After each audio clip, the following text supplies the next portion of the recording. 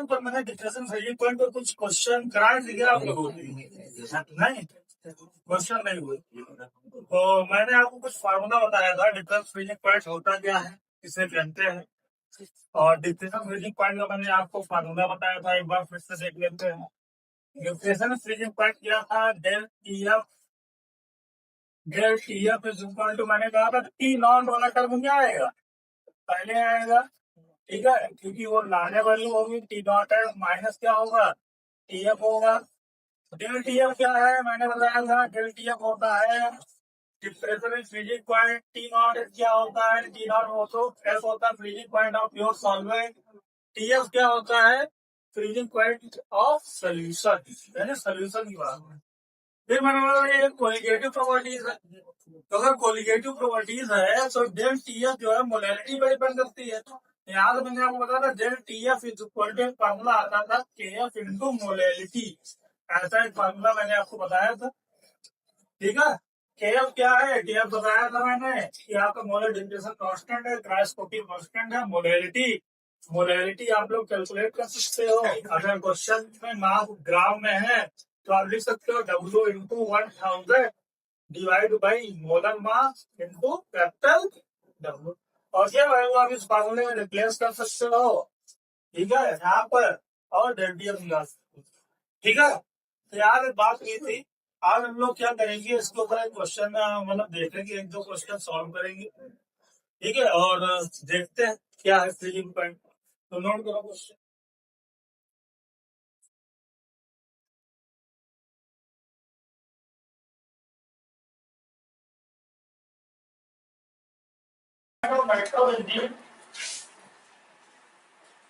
The normal freezing point of nitrobenzene, the normal freezing point of nitrobenzene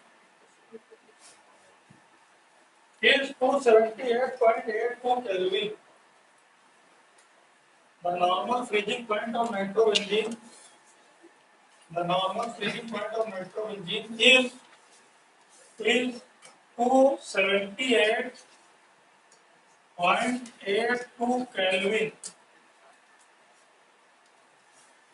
A 0.25 molar solution, a 0.25 molar solution of a certain solute, of a certain solute,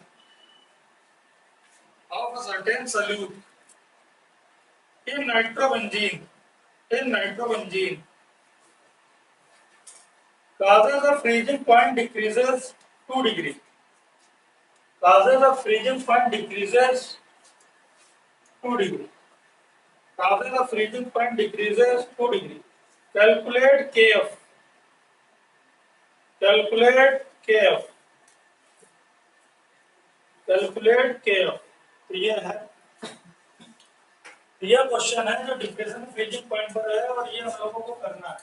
एक बार आप attend करो फिर बताते हैं। Molarity given है, molarity given है, M की value given है, क्या गिवन है 0.25 मोलर लिखा हुआ, मोलर मतलब मोलैरिटी, तो मोलैरिटी गिवन है, और वहां पर लिखा है कि उसका जो डिप्रेशन हुआ है, डिप्रेशन फ्रीजिंग पॉइंट हुआ 2 डिग्री हुआ, डिक्रीज हुआ, लिखा है ना, ठीक है, यानी डेल टी एफ की वैल्यू उसने बता दी, डिप्रेशन में फ्रीजिंग पॉइंट बता दिया क्वेश्चन में, जो डिक्रीज हुआ है, ठीक है, वो क्या है 2 डिग्री। कैलकुलेट क्या करना है, के एफ कैलकुलेट करना है, मैंने आपको फार्मूला अभी बताया था, del T F is equal to K F into F molarity, यहाँ से के एफ हम लोग निकाल लेंगे, कोई प्रॉब्लम नहीं है, के एफ इज इक्वल टू क्या हो जाएगा, del T F upon molarity, del T F की वैल्यू पता है 0.25 डिवाइड बाय मोलैरिटी क्या है, मोलैरिटी है डेल टी एफ, अच्छा डेल टी एफ की वैल्यू जो है वो 2 है, 0 डेल टी एफ 2 डिग्री है, 2 डिग्री, मोलैरिटी है 0.25, सॉल्व कर लो, पॉइंट हटाओ, दो जीरो बढ़ाओ, 25 4 है, 25 8 से, कैफ की वैल्यू क्या आ गई, कैफ की वैल्यू आ गई 8, 8 केल्विन केजी पर मोल। ये आंसर आ गया, केफ निकालना। ठीक है, तो ये देखो छोटा सा क्वेश्चन था बिल्कुल, और जिसको हम लोग बहुत फास्ट बहुत आराम से कर सकते थे, कुछ भी नहीं था। ठीक है, डिप्रेशन फ्रीजिंग पॉइंट बोल दिया था कितना डिक्रीज होता है, और इस तरीके से हम लोगों ने कर लिया था। ग्लाइकॉल लिखा हुआ है 50 centimetre cube of ethylene glycol. Ethylene glycol is dissolved in 50 gram water. Is dissolved in 50 gram water. 50 gram water. 50 gram water. ठीक है, आगे लिखो।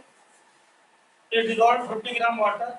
The freezing point of mixture is minus 34 degrees centigrade. The freezing point of mixture is minus 34 degrees centigrade. If freezing point of pure water is 0 degree centigrade, if freezing point of pure water is 0 degree centigrade, and Kf for water, and Kf for water 1.86 Kelvin kg per mole. Find the density of ethylene glycol. Find the density of ethylene glycol. Find the density of ethylene glycol.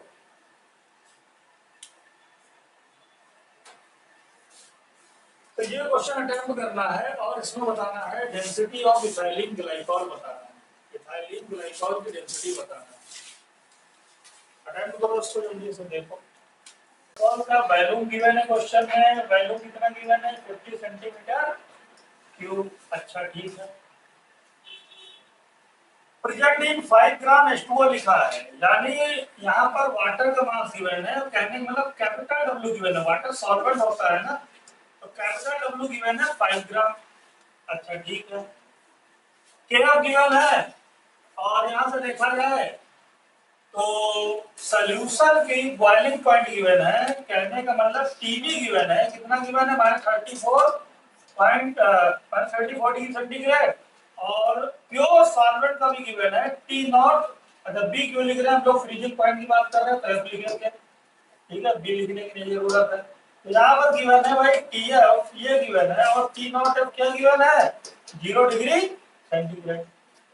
Calculate क्या करना है, density क्या calculate करना है, density कैसे calculate करते हैं, density का फार्मूला होता है, डेंसिटी होता है, मैंने बोला सबसे पहले सोचा करो कैलकुलेट क्या करना है, तो कैलकुलेट डेंसिटी करना है।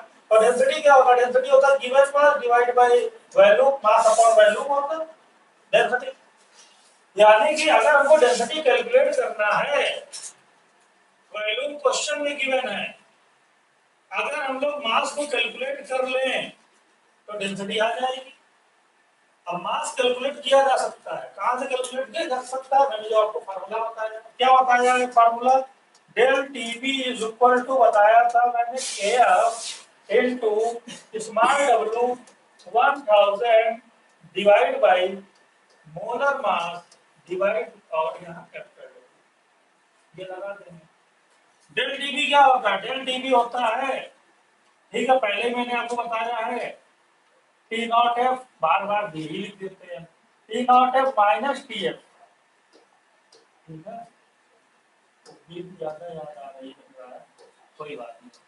तो del T F is equal to हो जाएगा ये is equal to K F, K F की वैल्यू सबको याद होनी चाहिए, क्या है 1.86 स्मॉल डब्ल्यू तो निकालना है 1000, ये काम करो जल्दी से, अब इतना काम।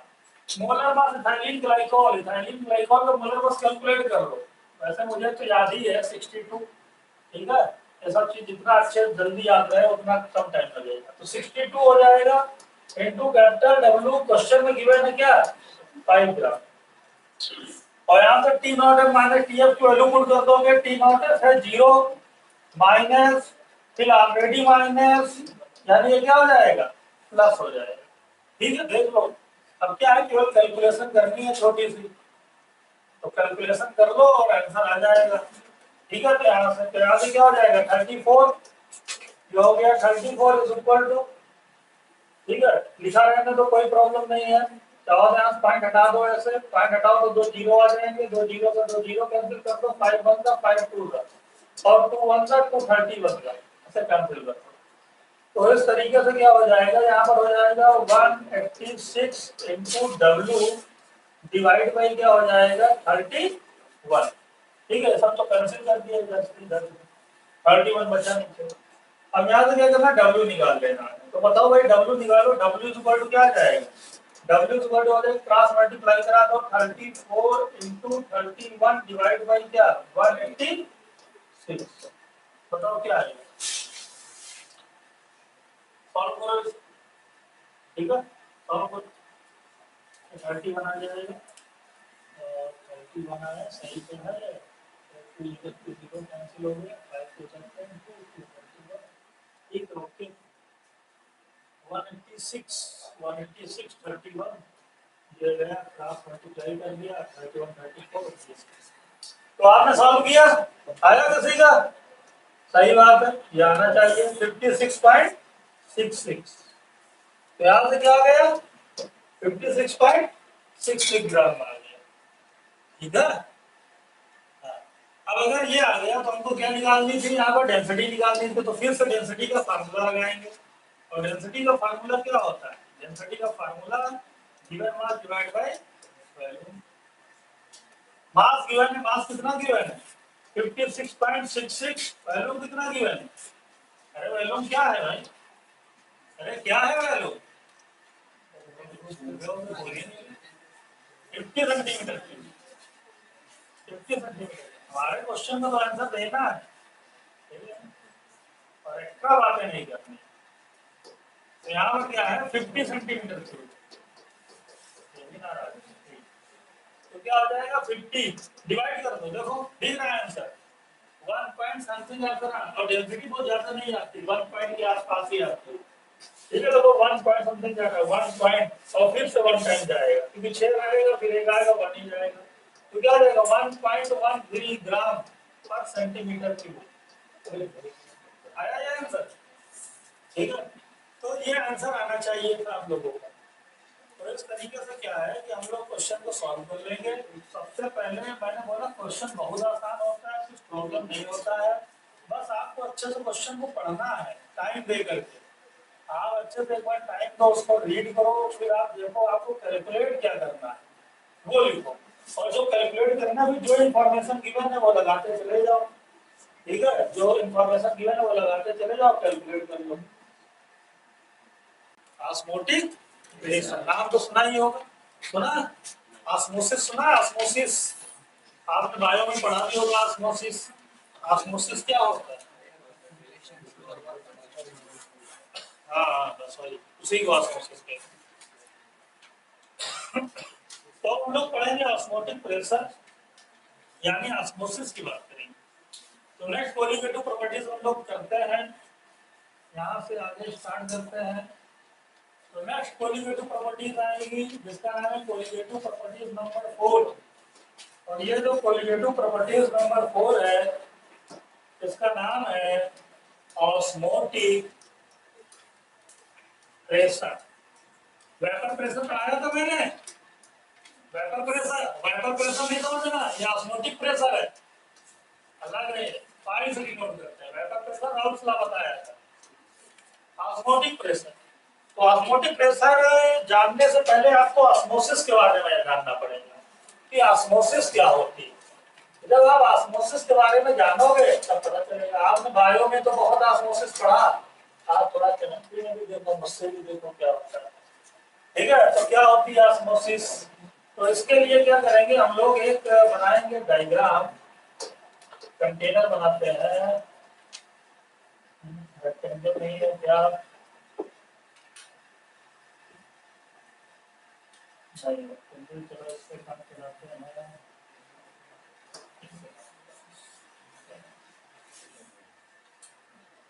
तो हम लोग बनाते हैं इस तरीके से,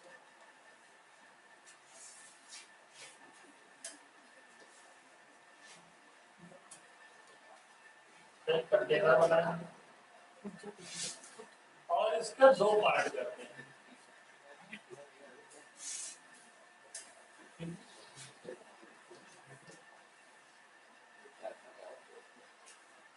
दो पार्ट करने के बाद में इसके अंदर वाटर फिल कर देंगे हम लोग।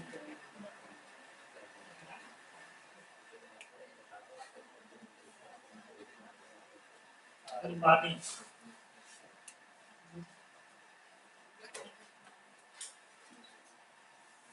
अच्छी लेयर तो वाटर में भी नहीं बनती होती।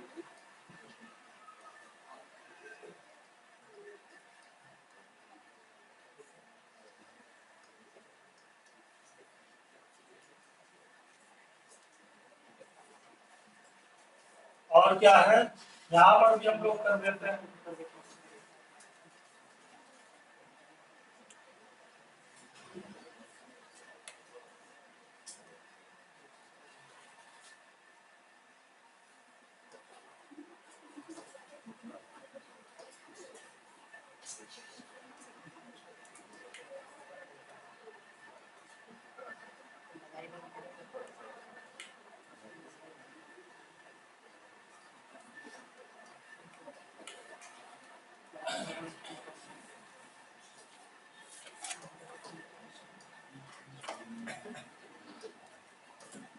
ठीक है, तो ये भाई इस तरीके से हमने इसको बना दिया है, आप देख लो।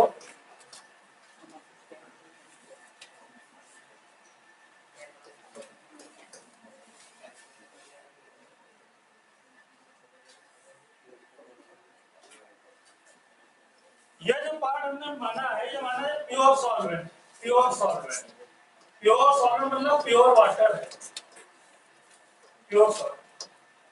यहाँ पर अभी क्या है, सल्यूट ना के बराबर है। जब यह समझो तो थोड़ा और नजर आ रहा है, जो ग्रीन है सल्यूट और जो व्हाइट है वो क्या है, सॉल्वेंट। तो pure solvent, pure solvent line, ये जो है ये आप कह सकते हैं ये सोल्यूशन। अब सोल्यूशन में कौन होता है, सल्यूट प्लस सॉल्वेंट दोनों होते हैं ना। यानी तो इसके अंदर ग्रीन आप देख लो सल्यूट और व्हाइट क्या देख रहे हो, सॉल्वेंट। तो इसमें ये सोल्यूशन वाली लाइन है और ये प्योर सॉल्वेंट, केवल सॉल्वेंट। तो जब ऐसा सिस्टम है, ये प्योर सॉल्वेंट का सिस्टम है, ये सल्यूट का सिस्टम है, थोड़ा और कर देते हैं इसके अंदर क्योंकि थोड़ा और ज्यादा दिखना चाहिए।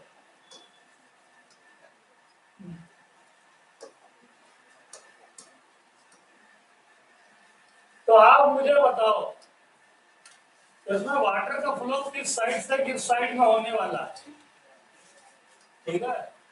अगर हमने यहाँ पर प्योर सॉल्वेंट लिया है, सल्यूट लिया है, तो आप मुझे बताओ वाटर का फ्लो कैसे होने वाला है, किस तरीके से होने वाला है। अब जो प्योर सॉल्वेंट है, जब यहाँ पर सल्यूट ना के बराबर है, ये बहुत आदमी को एक तो मैंने थोड़ा सा हल्का सा ग्रीन किया था, बहुत कम है, तो ऐसे सोल्यूशन को बोलते हैं डाइल्यूट सोल्यूशन। क्या बोलते हैं भाई, डाइल्यूट सोल्यूशन की डेफिनेशन क्या होती है, जिसमें सल्यूट की अमाउंट क्या हो, बहुत कम। और डाइल्यूट सोल्यूशन में जो साइड है ये हायर कंसंट्रेशन, ये क्या है, हायर कंसंट्रेशन, ये हायर कंसंट्रेशन वाली साइड। और ये जो है जिसके अंदर सल्यूट की पार्टिकल ज्यादा है, ये डाइल्यूट नहीं, इसको हम क्या बोलेंगे, कंसंट्रेटेड सॉल्यूशन बोलेंगे, कंसंट्रेटेड सॉल्यूशन, ठीक है। कंसंट्रेटेड सॉल्यूशन की अगर हम लोग बात करेंगे, लेकिन यहाँ पर कंसंट्रेशन क्या मानेंगे कि ये भाई क्या है, लोअर कंसंट्रेशन। क्या है, लोअर कंसंट्रेशन मतलब क्वांटिटी आप कह सकते हो वो लोअर, हायर कंसंट्रेशन ज्यादा, लोअर कंसंट्रेशन कम। बीच में लगा दिया हमने एक एसपीएम, ये क्या है, एसपीएम। एसपीएम जानते हो, सेमी परमेएबल मेम्ब्रेन इसको बोलते हैं, सेमी परमेएबल मेम्ब्रेन। तो यहाँ पर हमने लगा दिया एसपीएम, एसपीएम, जिसको हम लोग क्या से कहते हैं, सेमी परमेएबल, परमेएबल और क्या बोलते हैं, मेम्ब्रेन, मेम्ब्रेन बोलते हैं, ठीक है। यह जो मेम्ब्रेन है, यह मेम्ब्रेन किसकी हो सकती है? मेम्ब्रेन कभी देखा है? अरे देखते हो, देखते हो। मेम्ब्रेन ऑफ एग, एग के अंदर आप देखते हो बाहर वाले लेयर में नहीं, वो तो बाहर छिलका होता है, उसके अंदर एक होती है पतली सी, ठीक है, जहां से एग निकलता है। अच्छा, तो मेम्ब्रेन ऑफ एग, या फिर अच्छा छोड़ो, आप यहाँ पर देखे होंगे membrane of onion, membrane of onion, onion में भी तो होती है अंदर ये पतली सी झिल्ली, ओनियन, हाँ, मेम्ब्रेन ऑफ ओनियन। बट यहाँ पे जो हम लोग यूज करते हैं, अच्छी क्वालिटी की मेम्ब्रेन यूज करते हैं, आर्टिफिशियल मेम्ब्रेन यूज करते हैं, ठीक है, कॉपर फेरोसाइनाइड बोलते हैं। क्या बोलते हैं? Copper ferrocyanide. कॉपर फेरोसाइनाइड क्या होती है अगर बात करते हैं, वो होती है हमारी CO2 FeCl3, ये यूज करते हैं, एम क्रूड बोलते हैं, एम क्रूड, क्रूड, ठीक है। तो ये हम लोग मेम्ब्रेन यूज करते हैं, CO2 FeCl3। बाकी ये सब तो नेचुरल मेम्ब्रेन है, ये नेचुरल मेम्ब्रेन है, ये मैनमेड है, ये बनाया मैनमेड।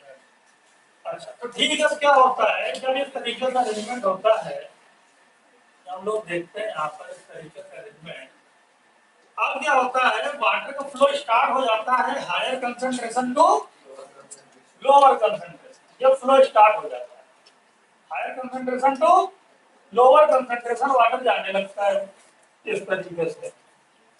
अब वाटर का फ्लो ऐसे होने लगता है higher to lower, higher to lower, solvent के पार्टिकल, यानी कि आप कह सकते हो कि मेम्ब्रेन ऐसा मतलब सिस्टम होता है जो केवल सॉल्वेंट के पार्टिकल को पास होने देता है, सॉल्यूट के पार्टिकल को पास होने, अगर कुछ बहुत इसमें सॉल्यूट के पार्टिकल है तो उनको ये पास होने नहीं देगा, ठीक है, पास होने देगा तो केवल सॉल्वेंट के पार्टिकल को पास होने देगा।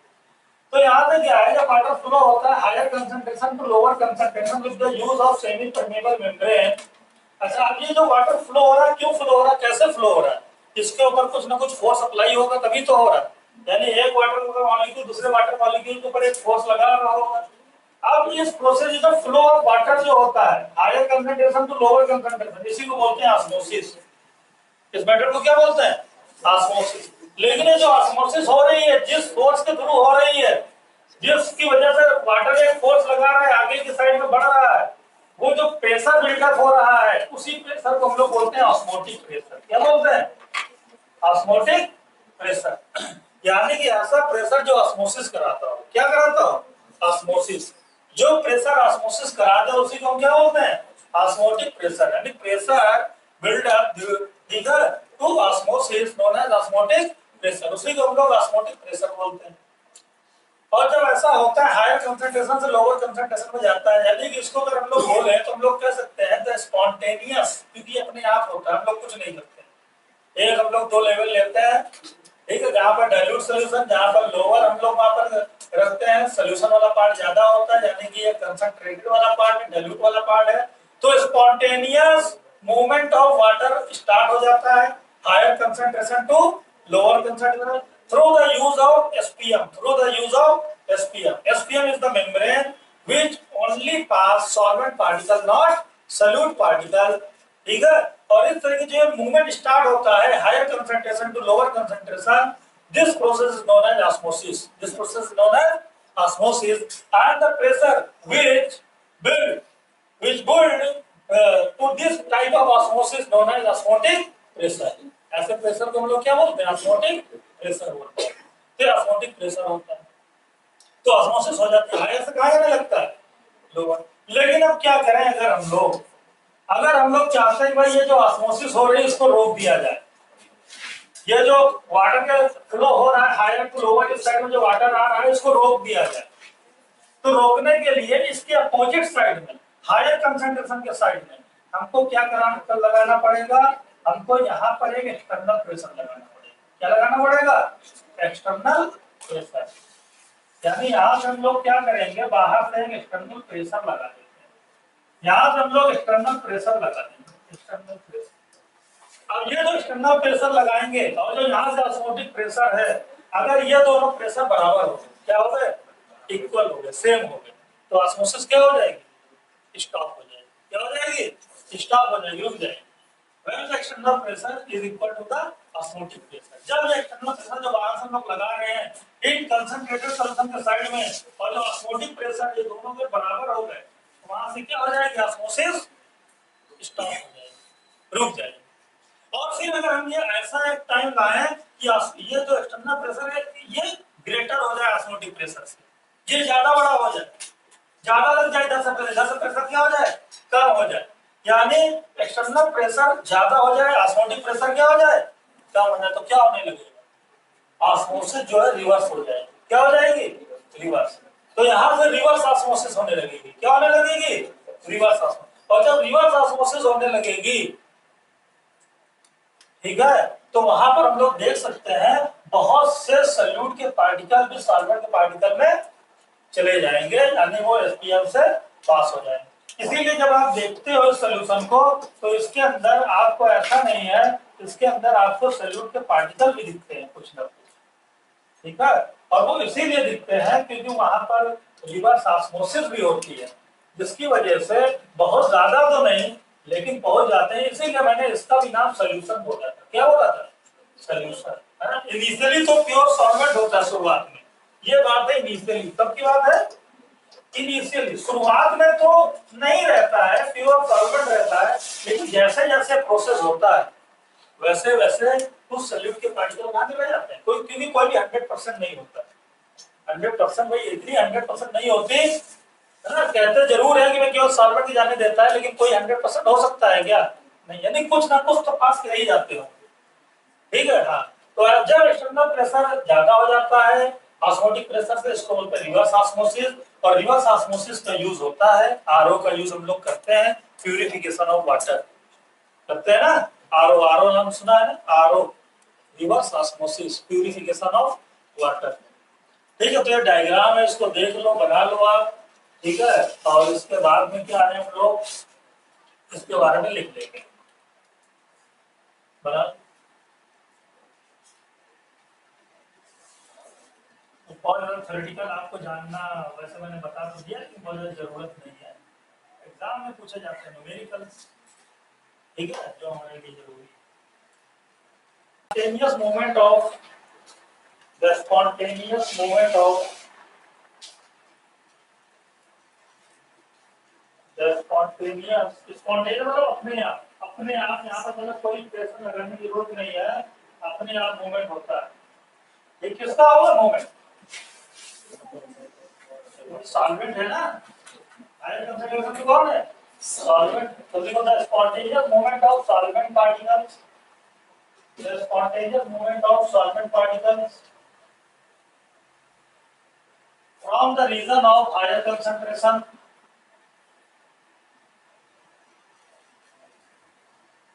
from the region of higher concentration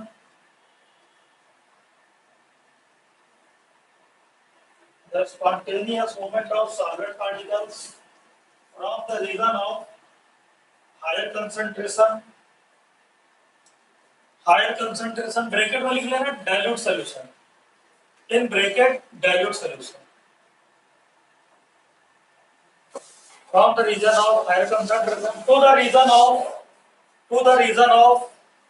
lower concentration, to the region of lower concentration in bracket concentrated solution, in bracket concentrated solution to the region of lower concentration, bracket close, through the semi permeable membrane, through the semi permeable membrane, through the semi permeable membrane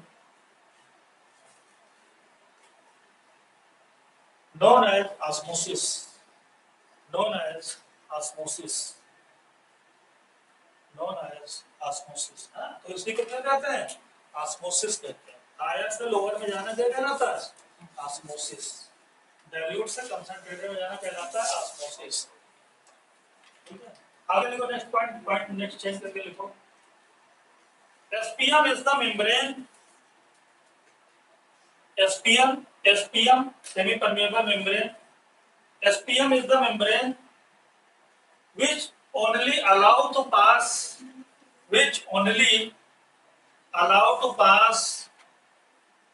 solvent particles,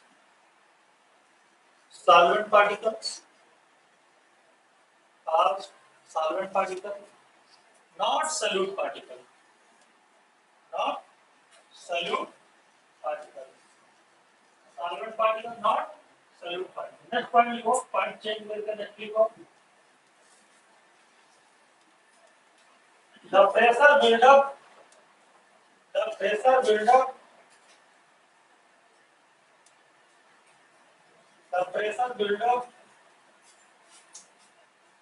due to osmosis, the pressure build-up due to osmosis is called osmotic pressure. The pressure build-up due to osmosis, वैसा pressure जो osmosis कराता है, the pressure build-up due to osmosis is called osmotic pressure. Fine. आगे लिखो next point. In order to prevent osmosis, in order to prevent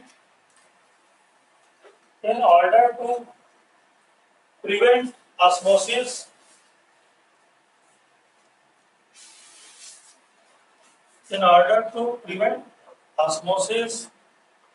osmotic pressure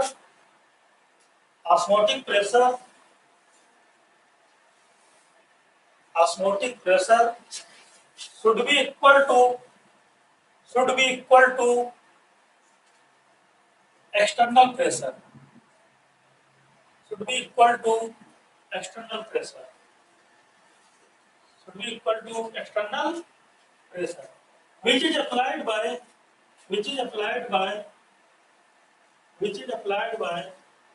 concentrated solution. Which is applied by concentrated solution. Next point you will change solution. If the value of external pressure exceeds, if the value of external pressure exceeds the value of osmotic pressure,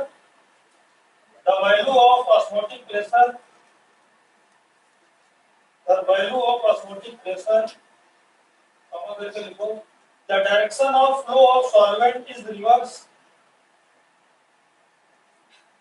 The direction of flow of solvent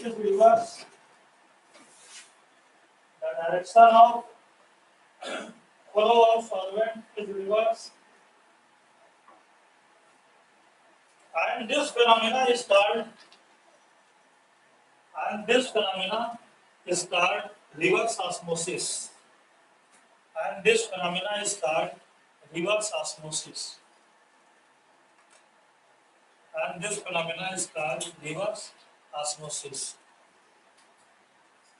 Next one लिखो, purification of water.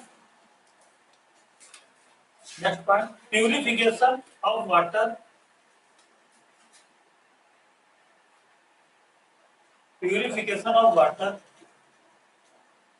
Is an application of reverse osmosis.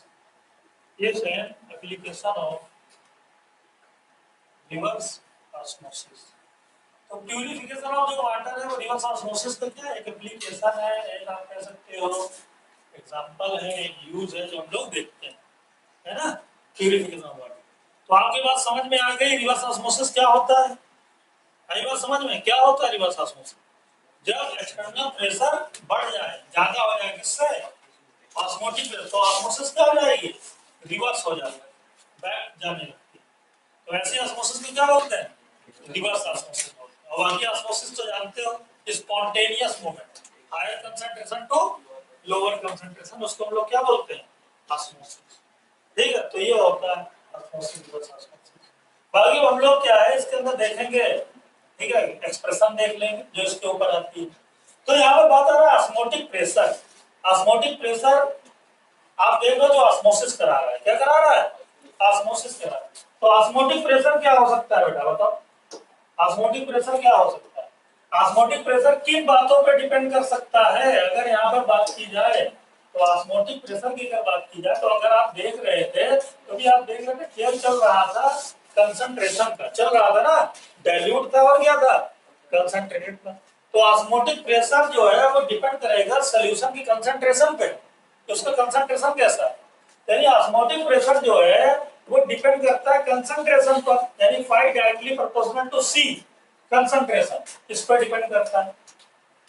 इसका concentration ज्यादा होगा तो osmosis भी क्या होगी, अरे भाई ज्यादा कंसंट्रेशन बढ़ गया, बहुत हायर कंसंट्रेशन, तो ज्यादा तेजी से फ्लो होगा कि नहीं होगा, और प्रेशर क्या लगेगा, ज्यादा लगेगा। यानी कि कंसंट्रेशन ज्यादा हो तो ऑस्मोसिस भी क्या होगा, ऑस्मोटिक प्रेशर भी क्या होगा, ऑस्मोसिस ज्यादा यानी ऑस्मोटिक प्रेशर ज्यादा। ठीक है, तो कंसंट्रेशन पर डिपेंड करता है। ठीक है, कंसंट्रेशन कम है, लेवल कम है, ठीक है, हायर हाई नहीं, तो इतने अच्छे ऑस्मोसिस हो पाएगी क्या, नहीं हो पाएगी। अच्छा, अगर यहाँ पर दूसरा फैक्टर अगर हम लोग देखें जो ऑस्मोसिस डिपेंड करती है वो टेम्परेचर पर भी डिपेंड करती है। अगर आप टेम्परेचर इंक्रीज कर दो तो क्या होगा, मोशन बढ़ जाएगा, काइनेटिक एनर्जी क्या हो जाएगी, बढ़ जाएगी। जब काइनेटिक एनर्जी बढ़ जाएगी एक दूसरे पर क्या हो जाएगी, काइनेटिक एनर्जी अप्लाई करेगा, कोलिजन होगा तो प्रेशर ज्यादा बिल्डअप होगा और उससे क्या होगी, ऑस्मोसिस तेज होने लगेगी और तेज भागने लगेंगे मॉलिक्यूल, है ना। मान लो पहले धीरे धीरे चल रहे थे, नीचे लगा दो आग, क्या होगा, जल्दी जल्दी भागेंगे, भाई जल्दी जल्दी चलो घर पहुंचना, समझेंगे नहीं तो क्या हो जाएगी, ऑस्मोसिस इंक्रीज कर जाएगी। तो ऑस्मोटिक प्रेशर क्या है, डायरेक्टली प्रोपोर्शनल किस पर है, टेम्परेचर पर भी, किस पर है। तो ये दोनों चीजें दिमाग में बहुत अच्छे से रखना।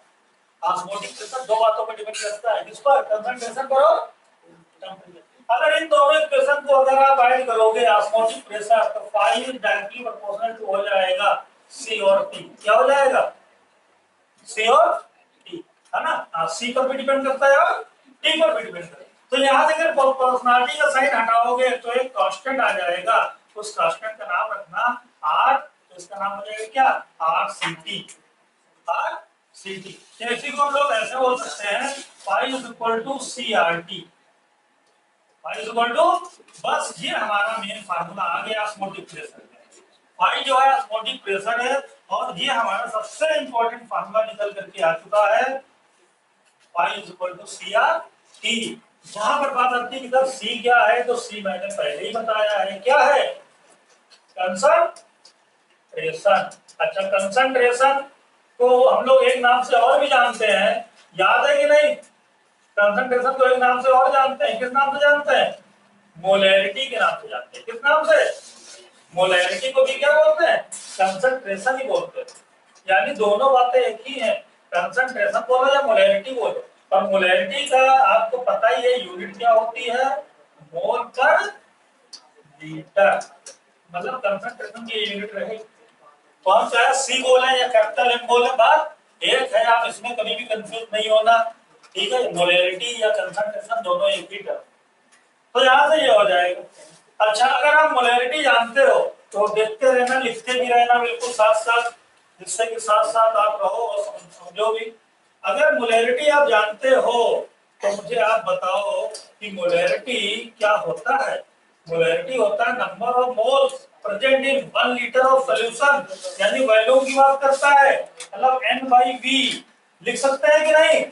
आर टी बताओ, C इज इक्वल टू क्या होगा, C या फिर M इज इक्वल टू क्या होगा, N by होता number of moles upon volume, यहाँ पे लिख दिया N by V, V को हमने क्रॉस मल्टीप्लाई कर दिया तो क्या हो गया, pi V is equal to NRT आ गया। तो ये भी इक्वेशन है, इसको भी बॉक्स में कर लेते हैं, कोई प्रॉब्लम नहीं। ये भी इक्वेशन हमको मिल गई, इसको भी बॉक्स में कर लेते हैं, 2 स्टार दे देते हैं इसको। अच्छा, नंबर ऑफ मोल्स भी आप जानते हो, नंबर ऑफ मोल्स भी जानते हो, सोचो, नंबर ऑफ मोल्स नहीं जानते, जानते हो ना number of moles. Number of moles क्या होता है, given mass divide by molar mass, m dash. तो यहां से अगर आप देखोगे तो 5v इज इक्वल टू क्या हो जाएगा, w डिवाइड बाय क्या, वाट, m डैश rt। तो ये आ गया फाइनल फार्मूला। ठीक है, ये आ गया, इसको ट्रिपल स्टार दे देते हैं। बस ये 3 फार्मूले हैं जिनसे हमारे ऑस्मोटिक प्रेशर की प्रॉब्लम सॉल्व हो जाएगी। कोई भी प्रॉब्लम होगी हम लोग ऑस्मोटिक प्रेशर की प्रॉब्लम ये फार्मूला लगा करके सॉल्व कर लेंगे। आप देख लो यहाँ पर क्या होता है, ठीक है, और बहुत आराम से हमने इसको ड्राइव कर दिया है। ठीक है, देख लो। अच्छा, सिंबल का मतलब भी हम आपको बता देते हैं, हर एक सिंबल का क्या मतलब है ये भी हम आपको यहाँ पर बता देते हैं, जिससे कि आप निश्चित भी जान पाओ।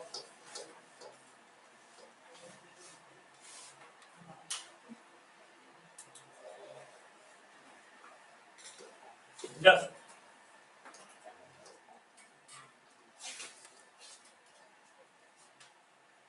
फाई क्या है? Osmotic pressure. क्या है?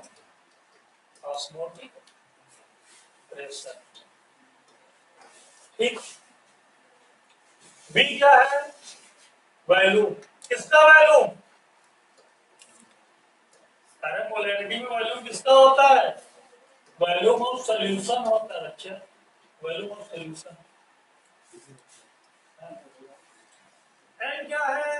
एन है नंबर ऑफ मोल्स। एन क्या है? Number of mole. किसके? सॉल्यूट के। यार इतना पार्ट डाल रहे हो तुम लोग, आप किस बात का वेट है? ट्वेल्थ पास होने के बाद भी याद करोगे? Number of moles of solute. इसमें डब्ल्यू क्या है बताओ? मास। किसका mass? Of mass of solute. जब मोल्स है तो मास भी उसी का होगा। और एम डैश भी क्या है? ये भी मास। किसका मास? Mass of. ये भी हम लोग बात करेंगे mass of solute. Molar mass, mass नहीं, ये मोलर मास। ठीक है, मास तो ऊपर लिख दिया। तो एम डैश जो होता है वो मोलर मास होता है। Molar mass of solute. T क्या है? टी है टेम्परेचर।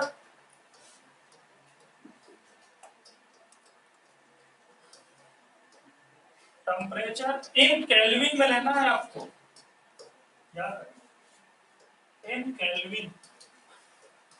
केल्विन में लेना। तो सभी सिंबल वाला बता दिया गया। क्या बचा? आर। क्या बचा?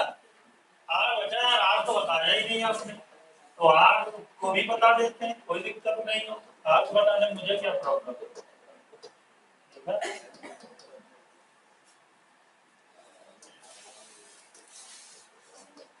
तो आर क्या है बताओ? तुम लोग नहीं जानते यार? आज तक आर नहीं सुना? आज तक आर नहीं देखा? हाँ? अरे वाह, आज तक आर ही नहीं देखा। वाह भाई वाह। आर जो है universal gas constant. Gas constant, इसको यूनिवर्सल गैस कांस्टेंट भी बोलते हैं। इसकी वैल्यू भी होती है, वैल्यू होती है ना, इसकी वैल्यू भी होती है यूनिवर्सल गैस कांस्टेंट। वैल्यू क्या होती है देख लेते हैं हम लोग। यहाँ पर दो तरीके से हमको इसकी वैल्यू देखनी पड़ेगी, तो मैं आपको बता देता हूँ।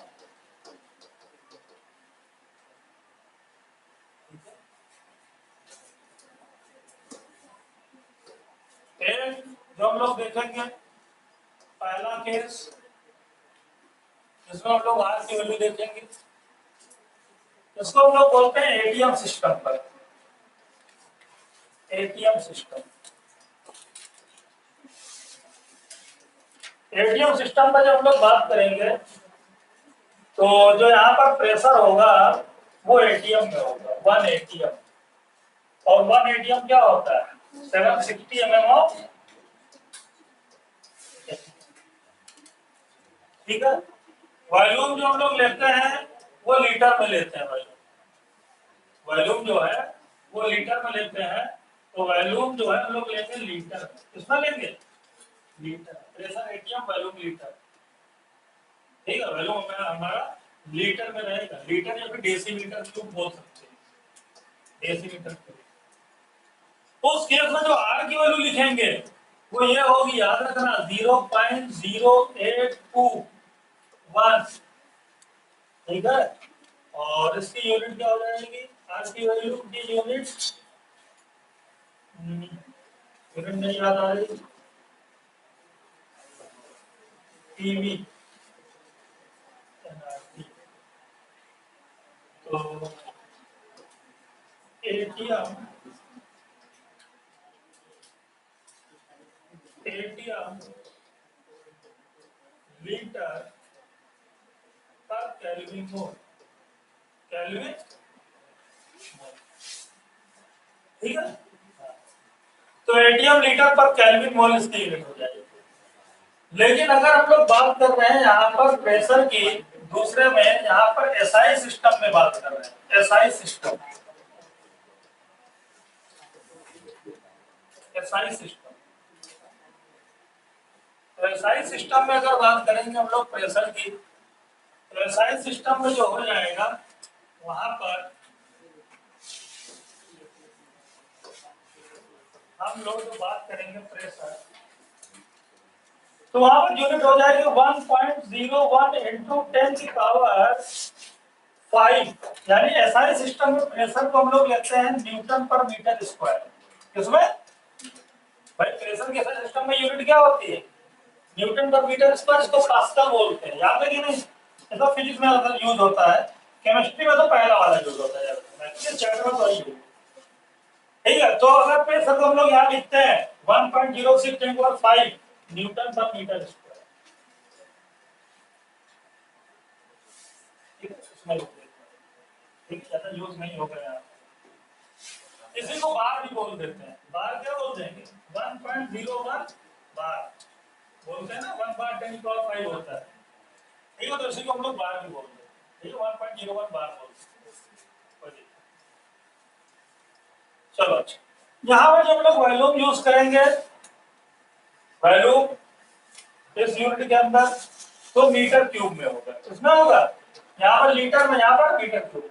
इस केस में जो आर की वैल्यू हम लोग यूज करते हैं 8.314 joule per kelvin mole, R की वैल्यू। तो ये सब मैंने आर के लिए बताया कि आर की वैल्यू क्या पुट करते हैं, तो ये देख लो, आर की हम लोग दो तरीके से वैल्यू याद रखते हैं, ठीक है। एक ये वैल्यू जो ऊपर लिखी हुई है, एक वैल्यू जो नीचे लिखी हुई है। और हम लोग तो जो इस चैप्टर में जितनी पढ़ाई कर रहे हैं, आर की तो वैल्यू पुट कर रहे हैं, क्योंकि हमारी प्रेशर की यूनिट क्या चल रही है, एटीएम, है ना। और वैल्यू हमेशा किसमें मिल रहा है हम लोगों को, लीटर में, किसमें मिल रहा है, तो इसलिए हमेशा यूनिट हम लोग ये यूज करते हैं। तो ये बात हो गई ऑस्मोटिक प्रेशर के ऊपर, जो कि हम लोगों ने देखा कैसे हम लोग ऑस्मोटिक प्रेशर को देखते हैं, उसके फार्मूला क्या क्या है, क्या क्या नहीं है, ये सब चीजें हम लोगों ने देखी है। अब बचता है इसके ऊपर क्या, क्वेश्चन, न्यूमेरिकल, ठीक है। अब न्यूमेरिकल्स यहाँ पर बचेगा, जिसको हम लोगों को करना है। तो हम लोग क्या है, न्यूमेरिकल्स अब आप तो नहीं कर सकते, टाइम की नजाकत को समझते हुए, ठीक है। तो न्यूमेरिकल्स के लिए नेक्स्ट डे आना पड़ेगा, तब तक के लिए